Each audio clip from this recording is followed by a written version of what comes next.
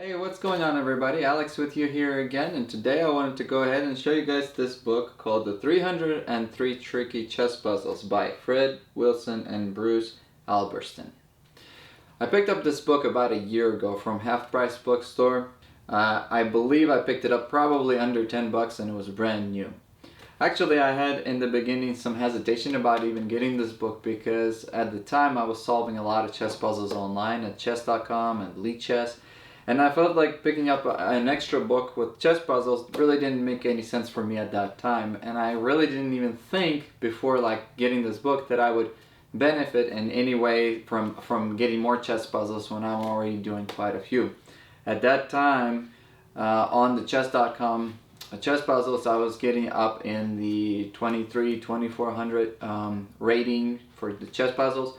So I felt like this book was either going to be too easy for me or I really didn't know what to expect, so I was hesitant at first at picking up this book, and I went to the store a couple of times and I saw that they had several copies of this book brand new for like $9. So eventually I picked it up, and I'm glad I did.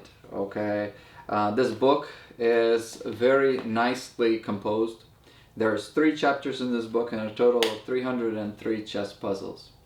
What I like most about this book is the fact that the chess puzzles are composed, meaning they're not taken out of actual games.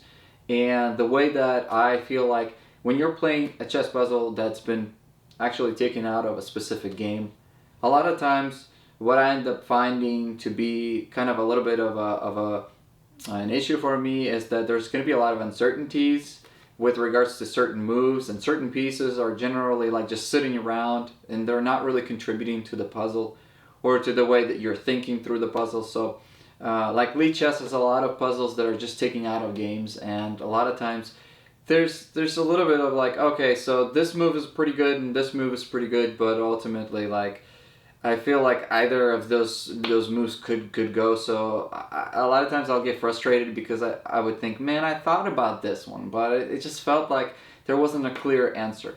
And by doing puzzles that have been composed carefully, there's usually one right answer, and the other ones are just like subpar. So it makes it a little bit easier for you to be able to kind of think everything through and be able to solve it. Another thing that I really like about this book is that the different tactical approaches, like mating net and different kinds, generally they're not arranged next to each other in such a way that if you, let's say you solved puzzle number 10 and it required you to move your queen and then push your rook and basically create this mating net to get the king to a place where he cannot escape. And then, like, let's say the next puzzle requires the same thing. So you're already primed at seeing those elements, and you would be able to solve that puzzle a lot quicker. They specifically kind of arrange the puzzles in such a way that you wouldn't necessarily have that issue. So that way, it's really nice in that way that it's, all the puzzles are always require you to think and require you to sort of analyze the whole board. Now the solutions in this book are all the way in the back of the book, so that's kind of nice because they're not at the bottom of the page. So that way you're solving a puzzle and then you're able to look at the solution. And that's a kind of a pro and a con to that, because one of the things that when I'm playing online, let's say I have a chess puzzle where you have to take the queen and then you have to go and attack. You have to check the king, the opponent's king, and then the king ends up, say that at that point the king has like 3 different routes that he can escape to. So it's not a really forced combination, at least in the beginning, but you know out of all your moves that's going to be the one that you're probably going to go to. And then afterwards you're like, well, I'm not really seeing which way he's going to have to go, but I know the first move is going to be that. So a lot of times online I don't solve the whole puzzle and I move the queen and I'm like, look, I'm just going to see where he's going to go. Yeah, it's not the right way to do it because theoretically I should be solving the whole puzzle, but a lot of times I end up doing that. In the book here, because the answers are all the way in the back, a lot of times it's going to be a little bit trickier for you to reference the solution immediately in such a way kind of like that. So you're more likely to actually sit and try to solve the chess puzzle, because it's just a little bit more of an inconvenience for you to actually have to go find the answers and then look at where that answer is, and then having to go back and read. And so with that being said, it's almost a nice thing in a way that it kind of forces you to be able to finish that chess puzzle, which is something that I can feel that people would actually like that. As far as what my prediction was, whether these puzzles are going to be easy for me or not, I feel like they're tricky, and I feel like you definitely have to think about every puzzle. It's not like you're just solving them immediately, and a lot of the elements that are shown in these particular chess puzzles are actually quite nice. So I don't think that this would be redundant if you're already doing like chess puzzles online. Picking up this book would not feel redundant to you, in my opinion. The book is, like I said, it's a very inexpensive. The binding here is made very strong. The book overall is made to endure a lot of use. So one of the things that I feel like could be improved, and I don't really know how to, but because the binding is so strong, you're always, as I'm trying to solve the puzzles, I'm always trying to kind of flatten it out and see if I can put the book on the table, and so that I could kind of solve them by just having the book lay on the table, or have even like a little book stand so that I can see my puzzle. But the book always tries to close on me, so I almost feel like it would have been nicer if they made this book with like a spiral, like a notebook, and maybe make it a little bit bigger, so that way you have a lot of extra space, and that would make it a lot nicer. Furthermore, like I said, this might not even be feasible with the fact that this book is so inexpensive. But if they did make the pages like plasticky, so that way, and even included a little dry erase marker, that would be fantastic. Like those kids books that you go in and you draw all over the page and you can go ahead and wipe things down. That would be pretty cool, because that way you can spiral notebook, put it down, draw all the variations that you think are possible, and then once you're done, just erase, and so you can play it again, or a friend can play it again. That'd be really cool. But at that point, being that this book is like almost 200 pages, plastic pages, probably a little thicker, so the book would probably not be as thin, not be as compact, and not be as cheap as well. So for the price tag, I feel like this is a great buy. Okay? Now, some of the things that I would also like to see improvement, and like I said, I don't even see how that could be an improvement, but this would be in comparison to solving chess puzzles online, is that because all the solutions are in the end and they're right next to each other, sometimes invariably when I'm solving, let's say, puzzle number 7, I can't help but accidentally glance in puzzle number 8 answer, and a lot of times if it's a short answer like queen to d7 checkmate, then you're just like, okay, I just saw the puzzle solution to the next puzzle without even wanting it. So that way when I see that, I get a little frustrated, so then I just skip the next puzzle, because there's no point. I already know that the move's going to be with the queen, and I know to where it's going to move, and I can't unsee it once I see it. Almost makes you feel like you want to rip out all the solutions and then have the individual pages laid out, and have like a little cardboard with like a little box to where you can overlay that on the solutions. And let's say you're working on puzzle 7, just have that to where you can only see 7, and then pull that down once you get to the next puzzle. But like I said, that would probably require you to have to rip the pages out, and not necessarily something that I would want to do. I haven't written anything on any of the pages. I'm just simply solving them without doing anything. Sometimes if I have the time and space, I'll put out a board, and I'll actually like arrange the pieces like it is in the puzzle, and then I could work through the puzzle that way. But one of the things that you realize pretty quickly is that some of the puzzles don't require you like 10 minutes to solve them. So in fact, some of them you could kind of like, okay, so I see where we're going with this. And if it takes you like 40 seconds to a minute to solve it, then you have to rearrange all the pieces from the next one, and the next puzzle, and the next puzzle, and then you eventually, after like 5 puzzles, you just you're just solving them here because it's too much work to have to rearrange everything, in my opinion.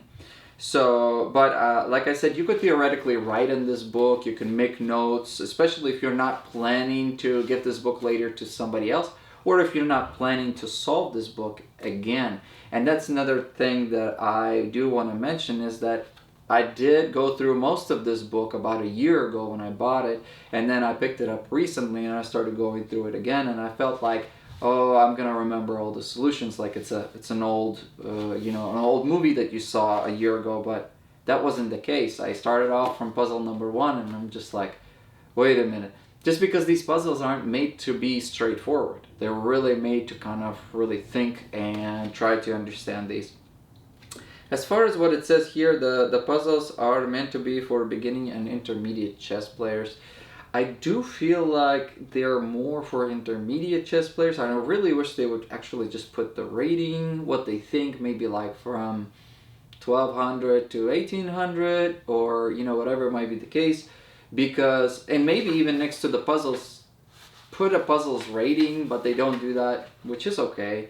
But it would be nice, because when I'm solving chess puzzles online, they'll actually tell me whether this was a hard puzzle or not, so that way I can kind of get an idea of like, okay, so I felt like this was hard, and in fact it was like 2500 rated chess puzzles. So even though they have it wrong sometimes online, it still gives me a little bit of an understanding of like, okay, it's not like it was a 800 chess puzzle and I completely didn't see the obvious. Okay. So another thing that I do want to mention is that when you're playing chess puzzles online, whichever side you're playing for, let's say you're playing for the black side or you're playing for the white side, let's play you're making the move for the black side. So the board is going to be arranged to where the black pieces originally started on the bottom, meaning towards you, and then everything's kind of moves up. So that way you know the position of the pawns, and you know that the pawns can only go up. If you're playing for the black, they have to go up. So that way you're not confused, because sometimes if the puzzle is flipped upside down, you're playing for the black, but the black started from the top down, and then you may not be aware of that in the beginning, and everything kind of seems upside down. And this is what happens in this book, because every board is arranged so that the white starts from the bottom. So you have the numbers 1 through 8 and 8 through H. And as a result, whenever the puzzle requires you to play for black, you're playing upside down, which can get a little bit confusing, and you almost want to flip the book upside down, but then all the pieces are flipped upside down, so that's not helping the situation either. But eventually you'll get used to it, so it's not really that much of a problem, and I'm sure they had their motive for doing so, for having everything standardized, which is fine. I feel like after going through about half of the book, you're gonna be fine. You're always gonna know that the white starts at the bottom and the black starts at the top. So I feel like that's just a minor thing, okay? Any other aspects of this particular book? I feel like you should, for the money, you can get it on Amazon for like $9 to $10, probably with fast shipping. I'm going to throw a link below so you guys can take a look at that. They also have other ones, like they have a book 303 more tricky chess puzzles, and they also have like 303 tricky chess tactics, which I feel like these books are really nice. The format's really nice. There's not a lot of words. It's kind of like a Sudoku book. Everything's really nice. One thing that I really like is right in the middle, in chapter 2. There's 3 chapters in this book, and what I particularly like is right at the start of chapter 2. Here we go. It has this breakdown where it goes by themes, and it has a mating attack, fork, pin, skewer, discovery, trapping, removing the guard, promotion, driving off, and overload. And it will tell you which page you will be able to find these puzzles, these examples, which is really nice, especially if you're like a chess instructor for like students at the school. You could always utilize this and say, okay kids, today we're gonna go ahead and study overloading. And then you can give examples of how you overload a piece. And then you could set up different boards and kind of really help the students understand that. Or even for yourself, if you're not sure what overloading stands, then do the puzzles on these pages, and then you can get a little bit of a better idea of how overloading works. Okay. One thing I do want to mention is, I did take this to work a couple of times with me, and every time I take it to work, inevitably somebody will ask me, "Oh, what is that? Are you solving chess puzzles? Are you playing chess there?" And it's like, okay, yeah. When I am solving chess puzzles on my phone, I go to my app. I'll show you guys what I do. I go to the chess app, and then I go to puzzles, and I'm simply solving them like this. Okay, and nobody sees. I could be browsing internet, I could be on Facebook, nobody would even know. So I do a couple of chess puzzles, I can put it back in my pocket, it's very inconspicuous. Whereas if you take something like this, people will notice. But if that's what you want, then that's great. Overall, like I said, I would recommend this book. I think that you're going to gain a lot of great information and a lot of great tactical insight by solving these chess puzzles. Now, as far as solving them, and as far as what I would recommend for how many puzzles you should solve from this book, is my take on this is that you should definitely stay consistent on solving chess puzzles if you want to improve your puzzle solving skills, but you should do so in moderation. And that's my biggest factor. I mean, my biggest opinion is that your brain, especially in the beginning, is not used to looking at the patterns that might be presented in this book. It's not really used to understanding how things work, especially for like the very beginner chess players, and even for intermediate ones. So what I usually do is I'll solve about 25 puzzles on the phone throughout the day. A couple here, a couple there, whenever I have the time. And then if I have the time extra, I will go to this book and solve about 10 more. So that's a total of about 35 chess puzzles. For me, at this time, that's enough. And I feel like if I do more, and I've tried doing more, I've done like 200 puzzles a day, that becomes an overload. You're not really thinking straight at that point. You're not really solving them in a way that it's meant to be solved. It's not quality solving anymore. You're just like, I'm really tired, but I'm gonna press on and solve these puzzles. You're not really doing yourself that much good. Usually what I do is, if I have the time, I do 10 more chess puzzles here, and then at the end of the day, I go to bed, I sleep. When you're sleeping, your brain is reorganizing, throwing out old information, bringing in new stuff. Your brain is rewiring to help you be able to see the puzzles a little bit better. And every day, in a very small amounts, you get better and better. And it's something that will take time, and you're not going to expect to be much better by the end of the week or by the end of the month. But maybe within a year or 2 years, you're going to get a lot better. If you were to solve 10 puzzles per day, this would probably last you about 30 days. On my chess app, I've been doing the chess puzzles every day for a little over 2 years. So far, I was able to solve about 9,200 puzzles. And like I said, did I solve all of them? No, by no means. You solve some, you don't solve others, but it's okay. I mean, it's all about getting consistent exposure to these chess puzzles and just sort of solving them, trying to understand what all goes where.